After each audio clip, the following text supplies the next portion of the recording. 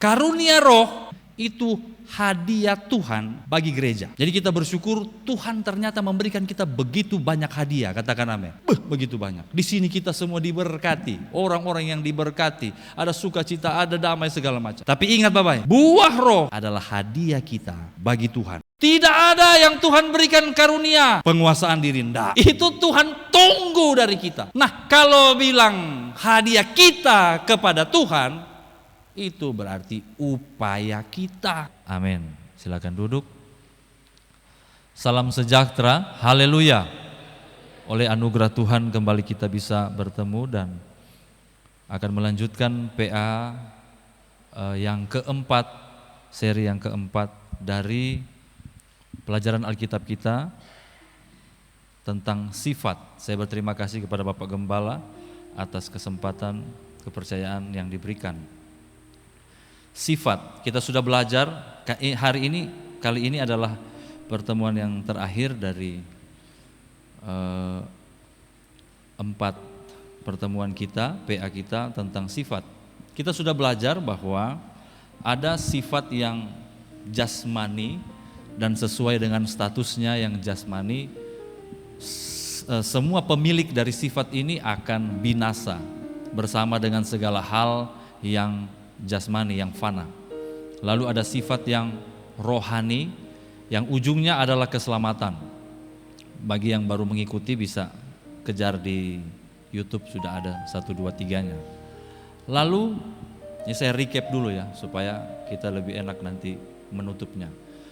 Lalu kita dimotivasi, diberikan dorongan oleh firman Allah untuk memilih sifat-sifat yang rohani. Bukan sekedar satu dorongan, tapi Tuhan menyediakan bagi kita DNA ilahi. Jadi kedatangan Yesus Kristus, penebusan Yesus di kayu salib, barang siapa yang percaya kepadanya tidak perlu binasa. Kenapa? Karena diberikan satu DNA ilahi. Kita tidak perlu ada di sifat-sifat yang jasmaniah, duniawiah dan akan binasa, tapi kita bisa berubah identitas kepada yang rohani dan beroleh hidup yang kekal. Katakan amin. Tapi bukan cuma sekedar diberikan kerangka DNA, tapi juga diberikan kelengkapan nilai-nilai firman, sehingga internalisasi nilai-nilai itu setelah kita meninggalkan hidup lama, kita mengenakan yang baru, maka dari hari ke hari sifat yang tadinya jasmaniah akan kemudian menuju kepada yang rohania dalam sebuah proses hidup. Itu yang disebut dengan perjalanan iman. Minggu lalu kita belajar soal tantangan. Ada beberapa tantangan, situasi dan kondisi, iblis sebagai pribadi, lalu kemudian godaan dan tipuannya yang selalu klop dengan kedagingan kita, dan yang paling berbahaya adalah daging. Keinginan-keinginan daging, kedagingan ini yang paling bahaya. Jadi pergumulan orang percaya masalah sifat itu lawan terberatnya adalah diri sendiri. Karena dia harus berjuang melawan keinginan-keinginan yang berada di dalam, klop dengan iblis dan segala tipu muslihat. Nah, kemudian ada yang bertanya, lalu sebagai penutup mungkin akan lebih afdol jika sifat-sifat yang rohani itu dijelaskan. Mari kita buka Alkitab dalam Galatia pasal 5.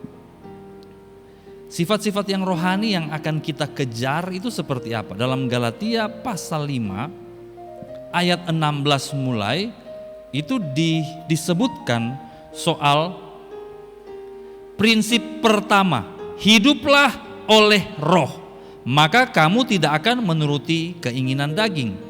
Ayat 17, Paulus menegaskan keinginan daging berlawanan dengan keinginan roh. Keduanya bertentangan. Sehingga seringkali dalam hidup orang percaya, dalam hati, dalam kesadaran roh ingin melakukan yang baik, tetapi yang buruk yang dilakukan. Itu kan sudah pernah disampaikan juga oleh Rasul Paulus di surat-surat yang lain. Tapi kita, minggu lalu saya sudah tekankan, kita harus menegaskan posisi. Saya anak Tuhan. Ambillah langkah, jangan gamang, jangan bimbang.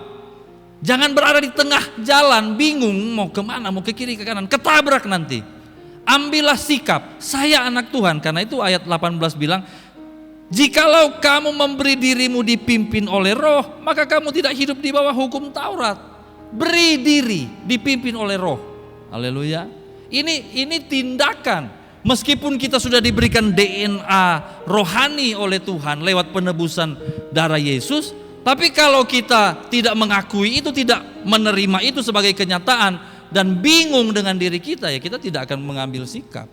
Ambillah sikap, walaupun memang akan bertentangan, pasti bertentangan dengan kedagingan kita. Lalu Paulus melanjutkan di ayat 19 tentang contoh dari perbuatan-perbuatan daging. Percabulan, kecemaran, hawa nafsu, segala macam, silakan dibaca sendiri. Saya tidak mau fokus di situ. Tapi intinya kita sudah ngerti, ini loh perbuatan daging yang pasti bertentangan dengan kemauan roh. Lalu kita harus yang seperti apa kejarnya? Ayat 22 dan 23. Sudah dari pertemuan pertama saya baca dan kita akan baca bersama-sama. Ini dia, ayat 22 dan 23 kita baca bersama. 1, 2, 3. Tetapi buah roh ialah kasih, sukacita, damai sejahtera, kesabaran, kemurahan, kebaikan, kesetiaan, kelemah lembutan, penguasaan diri. Tidak ada hukum yang menentang hal-hal itu. Jadi waktu kita mau secara detil yang mana yang merupakan sifat rohani, yang bertentangan dengan kedagingan tadi, ya ini buah roh. Untuk buah roh ini ada beberapa metode belajarnya, mendekatinya. Saya pernah dengar satu pengajaran yang menarik. Kami tadi pagi bahas di sekolah Alkitab di tingkat 1. Ada yang bilang begini, buah roh itu 9 rasa. Tapi ada juga yang bilang buah roh itu 1 kasih. Ini metode pendekatan untuk belajar tentang buah roh. Jadi kalau yang bilang 1 buah 9 rasa itu mungkin yang paling umum. Tapi ada yang bilang itu sebenarnya 1 aja, kasih. Tapi karena ada kasih, kemudian ada sukacita, ada damai sejahtera, ada kesabaran, bla bla bla bla.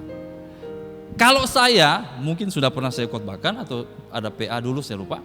Kalau saya suka mendekatinya dengan membagi ini menjadi 3 bagian yang satu tema. Jadi bagian yang pertama, kasih, sukacita, damai sejahtera adalah buah roh, rasa buah roh yang berhubungan dengan Allah. Allah itu kasih, persekutuan dengan Allah akan membawa sukacita dan damai sejahtera. Saya suka membaginya begitu. Terus 3 yang kedua, kesabaran, kemurahan dan kebaikan, itu adalah 3 rasa buah roh yang berhubungan dengan sesama. Karena sesama kita yang akan menikmati kesabaran kita, katakan amin. Iya, kalau suami sabar siapa yang menikmati? Istri. Aduh, bepos suami sabar sekali. Ya, haleluya. Kebaikan akan dinikmati orang lain. Kita yang suka memberi, kita yang suka senyum, kita yang suka membawa pengaruh baik, orang lain yang nikmati. Lalu apa lagi? Kemurahan dinikmati orang lain. Tapi malam ini saya mau bahas 3 yang terakhir, yaitu kesetiaan, kelemah lembutan, penguasaan diri. 3 ini adalah 3 rasa buah roh yang berhubungan dengan diri sendiri, pribadi sendiri. Karena saat ini kita sementara bicara soal sifat. Minimal kita akan bangun perjalanan iman kita yang bersifat rohani dan masuk surga dari 3 yang paling akhir, yang berhubungan dengan diri sendiri. Dari dasar 3 ini baru kita mulai naik, akan berguna bagi orang lain, lalu kita akan menikmati yang berhubungan dengan Allah. Haleluya. Nah, dari 3 ini dulu kita bahas. Nanti kalau tahun depan ada kesempatan baru saya lanjut yang dengan sesama dan yang dengan Allah. Jadi yang pertama kalau saya gambarkan buah roh itu, saya suka bikin jadi tangga-tangga, step by step. Tangga yang paling atas, paling ujung itu kasih, yang paling bawah itu penguasaan diri. Jadi penguasaan diri baru naik P kelemah lembutan, baru naik P kesetiaan. Siapa di sini sudah menguasai dirinya? Paling basic Ada orang bilang beta akan jadi berkat untuk orang-orang di Afrika sana. Beta akan jadi berkat untuk, pokoknya beta akan melakukan ini dan itu. Apalagi di sekolah Alkitab, semua punya visi besar, memenangkan satu pulau Sumba untuk kemuliaan Tuhan. Begitu. Sabar, diri sudah dikuasai kok belum? Dalam bahasa asli tentang penguasaan diri ini ditulis enkrateia. Enkrateia itu adalah kemampuan mengontrol keinginan dan hawa nafsu. Lalu ada satu kata yang diterjemahkan dari enkrateia yang agak sulit dicari padanannya dalam bahasa Indonesia.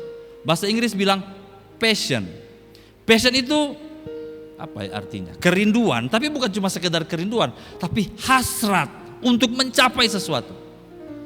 Hawa nafsu, hasrat dan keinginan tidak salah. Tidak salah. Seks tidak salah. Kita ini bisa ada karena ada dua orang yang memiliki nafsu seks. Keinginan untuk kaya tidak salah. Dia mau kerja, mau dapat uang, dia mau tabung, mau beli rumah, mau beli mobil, masa salah? Tidak pernah salah itu. Tapi ketika keinginan itu, tambah lagi satu keinginan apa ya? Keinginan makan. Saya paling suka makan masalahnya. Apakah salah makan? Loh, kalau orang sudah tidak ada nafsu makan, mati dia. Justru karena ada keinginan untuk makan, maka dia harus mencari makanan dan makan supaya bisa hidup.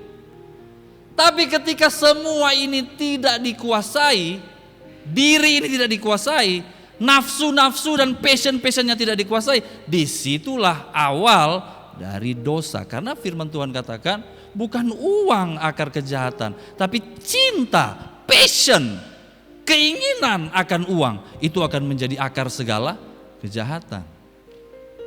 Ya sehingga seks tidak salah, tapi ketika nafsu itu diumbar di luar pernikahan dan dilakukan dengan sembarang, maka dia menjadi keliru. Keinginan akan beroleh kemapanan finansial tidak salah, tapi ketika dilakukan dengan berbagai macam cara, bahkan yang haram, yang melanggar hukum dan melanggar firman, maka dia menjadi keliru. Bapak Ibu Saudara yang diberkati Tuhan, mari kita mulai belajar menyesuaikan sifat-sifat kita dengan apa yang dikehendaki oleh firman Allah. Yang setuju katakan amin.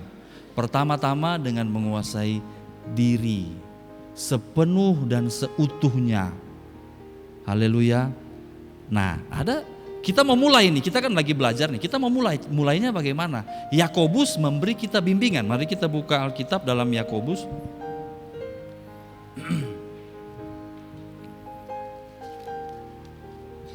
Yakobus pasal 3.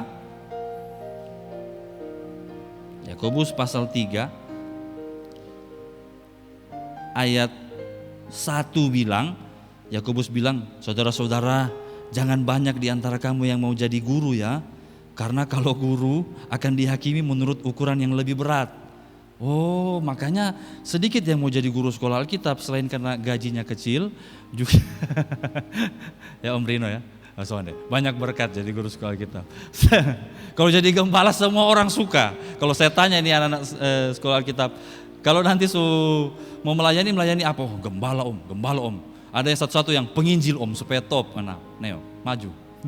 Tapi kalau jadi guru kayaknya susah. Ya betul juga. Selain karena tidak top, tapi ya karena akan dihakimi. Memang Yakobus bilang di sini, dihakimi menurut ukuran yang lebih berat. Tapi kita tidak lagi bahas itu. Kita lagi mau belajar bagaimana menguasai diri. Ayat 2. Kita baca sama-sama. 1, 2, 3. Sebab kita semua bersalah dalam banyak hal. Barang siapa tidak bersalah dalam perkataannya, ia adalah orang sempurna yang dapat juga mengendalikan seluruh tubuhnya. Jadi kalau kita mau memulai, mau start, sifat saya mau ke sifat yang rohani. Mulainya dari mana? Mulai dari penguasaan diri. Menguasai diri mulainya dari mana? Bibir, lidah, perkataan. Karena jelas dikatakan di sini, kalau orang itu bisa mengendalikan perkataan sampai tidak bersalah dalam perkataan, dia orang sempurna. Susah kita ini ya. Kalau bicara mulu-mulu ini berat kita ini. Makanya ada istilah Carlota, ada lagu yang lagi top berapa tahun lalu, tapi kami temukan baru-baru di mana? Di YouTube. Anjing datang gigi padia. Karena ini Birman terlalu Carlota, terlalu banyak mulut. Jadi tolong datang gigi padia dong. Wih, kenapa? Karena memang mulut ini paling susah untuk dikendalikan. Firman Tuhan katakan, Yakobus mengumpamakan lidah kecil, tapi dia seperti kemudi di kapal. Kapal yang besar yang dikendalikan oleh seorang jurumudi yang bertenaga angin yang kencang. Dikendalikan pakai apa? Ini kecil saya ini, depustir nih. Api, ada tulis di sini, api kecil dimulainya. Sudah pernah lihat api dikorek? Kecil sekali. Tapi ketika ditaruh di hutan dan di tempat yang mudah terbakar, bisa memusnahkan begitu banyak hektar-hektar hutan. Kecil. Jadi kalau kita mau mengendalikan tubuh seutuhnya, mulailah dari yang paling berbahaya, yaitu lidah. Nah, tadi kami diskusi dengan anak-anak tingkat 1. Saya bilang, saya mau protes kepada banyak orang yang ketika berkhotbah tentang lidah, tentang perkataan, selalu bilang begini. Jadi kita jaga perkataan kita supaya tidak bamaki. Kenapa harus ke situ terus? Ya jangan bamaki ya, ini mulut kotor ini, jangan. Selalu yang diprotes makian. Tahukah saudara, makian itu memang tidak baik. Tapi seringkali saya lihat orang karena bakawan baku maki, dong cuma ketawa. Tapi tahukah saudara, ada yang lebih berbahaya daripada sekedar kata-kata makian. Apa itu? Kata-kata yang terlihat sopan dan manis, namun dengan tujuan menghancurkan orang lain, mendiskreditkan orang lain. Kata-kata fitnahan, kata-kata yang menyudutkan, kata-kata yang membuat orang sakit hati. Dan itu berbahaya. Tapi jarang sekali disinggung dalam khotbah. Dan hari ini saya mau singgung. Itu dihindari, kontrol mulut. Untuk hal-hal yang seperti itu. Untuk hal-hal yang memojokkan orang lain. Bahkan mungkin perkataan itu tidak terlontar dari mulut. Hanya di dalam hati, diikuti oleh bahasa tubuh. Hati-hati. So masuk itu. Jadi ketika kita bisa mengontrol itu, baru kita mulai bicara, saya akan mengontrol pikiran, baru tangan dan kaki dan seterusnya. Haleluya, haleluya. Dan Yakobus melanjutkan ke bawah itu, berarti Bapak Ibu baca sendiri. Bagaimana mungkin satu mata air menghasilkan dua jenis air yang berbeda? Tidak mungkin satu mata air menghasilkan air yang tawar, tapi mata air yang sama menghasilkan air yang pahit atau asin, tidak mungkin. Tapi orang Kristen bisa ternyata di hari yang lain dia memuji Tuhan supaya malaikat sampai malaikat malu. Di hari yang lain mulutnya mulai membahas kiri kanan dan sip sampai iblis pun malu. Beta justru segitunya, tapi ini tante begitu. Minta maaf tante, tapi itu om juga begitu. Dikontrol, penguasaan diri. Haleluya. Habis itu firman Tuhan bilang matamu, tanganmu dan seterusnya dan seterusnya. Mari kita mulai dengan itu untuk kemudian beralih kepada yang lain. Kembali ke Galatia pasal 5. Ketika diri sudah dikuasai sepenuhnya, dikontrol, kalau saya pakai istilah kesadaran, sadar. Jadi ekspresi marah misalnya. Jadi panjang di sini ya. Ekspresi marah itu kan normal ya. Orang kalau kita bikin sesuatu lalu merugikan, orang lain bikin kita rugi, keinjak kaki, tato kirim batu bata, ya pasti marah. Woi. Tapi kan reaksi itu harusnya bisa dikontrol. Karena kalau tidak, panjang urusan. Jadi jangan sampai ekspresi-ekspresi emosi justru berujung kepada dosa. Nah, itu kita sudah bahas di soal kemarahan dan kebencian, bahas di pemuda dan keluarga muda hari Sabtu yang lalu. Saya berharap ini tidak berlalu, tetapi membawa dampak terhadap karakter kita di akhir zaman ini yang banyak sekali tantangan. Haleluya. Kayaknya ada di YouTube juga. Setelah penguasaan diri tercipta, kita beralih kepada tangga berikutnya, kelemah lembutan, yang juga seringkali disalah artikan. Yang mana yang lemah lembut? Oh itu dia. Om Ot nih secara natural lemah lembut. Saya tidak pernah lihat dia suara keras. Kalau dia datang ke saya, Om selamat siang Om, saya mau begini Om. Tidak pernah. Jadi apakah kita akan begitu semua? Nah saya yang pertama rugi karena saya terbiasa teriak. Khotbahnya begini. Jadi terus bagaimana dengan kelemah lembutan? Kelemah lembutan yang sesungguhnya bukanlah gaya bicara atau cara berjalan. Kelemah lembutan, meekness dalam bahasa Inggris, praotes, itu adalah sebuah sikap. Perhatikan baik-baik ini, sebuah sikap yang terbentuk dari sifat kerendahan hati. Kalau orang punya gaya beda-beda, ada yang meledak-ledak seperti saya, ada yang lebih gemulai atau lebih lembut seperti orang lain. Itu bukan protes, bukan gayanya, tapi bagaimana seseorang punya kerendahan hati yang cukup sehingga menjadi satu sikap. Ketika dia mendapat input atau teguran atau koreksi, dia bisa dengan lemah lembut menerimanya. Haleluya, menerimanya. Karena begini, saya bertumbuh dengan pengerja dari kecil. Saya anak gembala, bertumbuh dengan pengerja. Dalam beberapa kesempatan saya mencuri dengar sejak kecil, dan mencuri dengar papa dan mama saya ngobrol soal pengerja. Pernah ada satu kesempatan papa saya bilang ke mama, itu pengerja itu keras loh. Saya yang dengar masih umur berapa saya? Belum 10. Saya yang dengar pakai otak saya muter, enggak lah. Itu orang itu baik, dia kalau ajak saya mandi, bis itu mari. Lemah lembut, masa papi bilang keras? Nanti setelah saya semakin besar baru saya ingat lagi, oh iya ya, itu yang disebut dengan alot, nggak bisa dibentuk. Jadi kelihatan dari luar sih iya, tapi tidak ada perubahan. Karakternya nggak mau dirubah. Saya berdoa tidak ada di jemaat. Ketika dengar firman, amin, haleluya, tapi hidup tidak ada perubahan. Itu artinya tidak lemah lembut. Alot, tahu alot? Susah, padahal sih kelihatannya. Ada orang menanggapi, tapi begini, itu lebih frontal. Tapi ada yang lain, sonde deh, lembut sih, tapi keras. Waktu ditegur, sonde, iya, sonde lusa. Ada nggak begitu? Di sini nggak ada, puji Tuhan, nggak ada yang saya tahu. Saya nggak tahu yang saya tidak tahu. Pokoknya ingat sah. Kalau ada karakter kita ditegur atau dengar firman, lalu kita tidak ngotot, tapi dalam hati, biar dia begini sah. So itu tuh keras. Lemah lembut adalah mereka yang mudah diproses, mudah dibentuk. Mungkin casingnya kita ini memang beginilah sudah, sangar, teriak. Tapi ketika dengar firman, kita mudah untuk hancur hati dan berkata, ini aku Tuhan, bentuklah aku.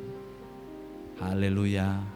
Dengan begitu maka kita punya kelemah lembutan. Setelah itu, setelah ada penguasaan diri, lalu hati cukup rendah hati untuk ditegur dan mau memberi diri untuk diproses dalam pembentukan. Ini mulai kelihatan di sekolah Alkitab.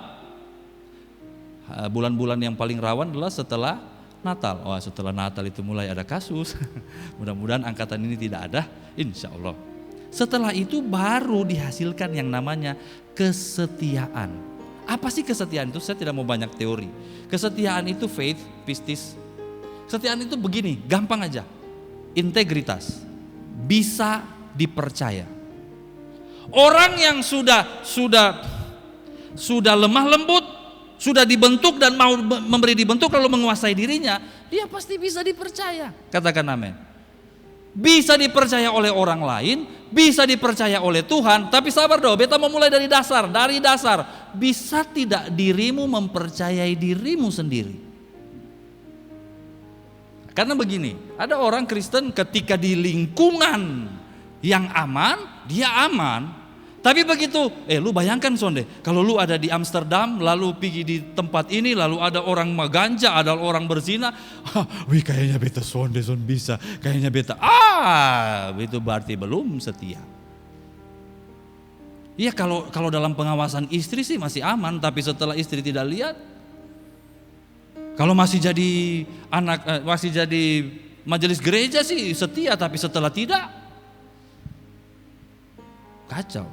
Itu berarti belum setia. Kesetiaan adalah satu sikap bisa dipercaya orang lain. Tuhan mempercayakan banyak hal, tapi dia juga percaya kepada dirinya bahwa dia bisa menjaga hidupnya. Haleluya, haleluya. Mau memiliki kesetiaan? Saya akan berhenti di sini. Nanti kapan-kapan kita lanjut ke atas. Tapi saya mau kasih satu mindset. Karunia roh, bernubuat, khotbah, taruhlah pelayanan mimbar, apalagi pelayanan sehari-hari. Pokoknya karunia roh, nubuat, bahasa roh, segala macam. Itu hadiah Tuhan bagi gereja. Jadi kita bersyukur Tuhan ternyata memberikan kita begitu banyak hadiah, katakan amin. Begitu banyak. Di sini kita semua diberkati, orang-orang yang diberkati, ada sukacita, ada damai, segala macam. Tapi ingat Bapak, buah roh adalah hadiah kita bagi Tuhan. Tidak ada yang Tuhan berikan karunia penguasaan diri, enggak. Itu Tuhan tunggu dari kita. Nah, kalau bilang hadiah kita kepada Tuhan, itu berarti upaya kita. Ya dong, kerja kita. Tapi kan kita semua dalam kasih karunia Tuhan. Iya betul. Tuhan memberikan semua kelengkapannya. Makanya dari sesi 1 saya sudah bilang, Tuhan sudah ubah identitas kita, DNA kita. Tuhan sudah beri kebenaran firman untuk kita kenakan setiap hari. Itu karunia. Tapi setelah itu kita ngangak-ngangak sah. Lalu jadi apa? Enggak. Kita berjuang. Lalu kita bawa hidup ini berkualitas dengan menguasai diri, punya kelemah lembutan, punya kesetiaan, bungkus indah-indah dan persembahkan kepada Tuhan. Katakan, Tuhan, diriku ini hanya ada oleh kemurahan-Mu. Aku kembalikan apa yang kumiliki untuk memuliakan-Mu. Inilah diriku Tuhan, sebagai persembahan yang hidup, kudus, berkenan kepada Tuhan. Haleluya. Ini mau Natal nih. Ada yang spekulasi-spekulasi omong, oh ulang tahunnya Tuhan Yesus, itu Syira langsung tanya. Jadi Tuhan Yesus lahir tanggal 25. Saya bilang, lu dengar dari mana? Itu ada orang bilang nanti Tuhan Yesus ulang tahun. Oh, taruhlah begitu, saya mau cerita, dia pun kisah-kisah terlalu panjang, ini anak tidak mungkin mengerti. Jadi saya bilang, terus kau mau kasih hadiah untuk Tuhan Yesus? Apa ya? Itu lihat di mana kok. Tuhan Yesus kaya, oh, sudah. Betul juga. Mari kita beri yang terbaik. Diri kita yang kita kuasai penuh, diri kita yang mau ditegur dan diproses, diri kita yang mau setia kepada Tuhan. Tuhan tersenyum dan membalas berkat lebih berlimpah-limpah lagi. Haleluya. Amin.